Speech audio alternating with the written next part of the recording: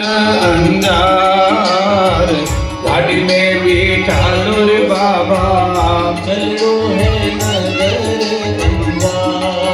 नगर कोई संसार में भक्त नहीं हो जटे भगवान नहीं पहुंचा।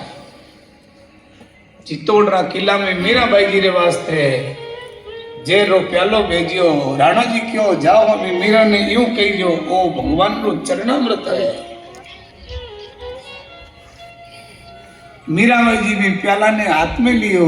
मीराबाई जी के आज भगवान मारे ऊपर इतनी मेहरबानी करी इन चित्तौड़ फूट रहा नहीं। मीराबाई जी कोई चामड़ी फूट रहा होता जी ने फूट रहा नहीं किया।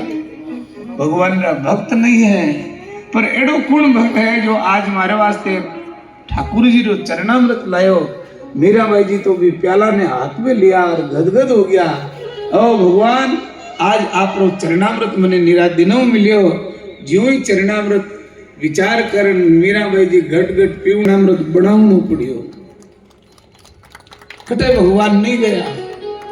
ए मांजवास में कुली वही थेपड़िया थेपती डोकरी थेपड़िया बेच बेच ने अपनी गुजारो चलावती। चोर आया राम जी एड़ा चोर तो मैं पहली बार ही सुनिया है।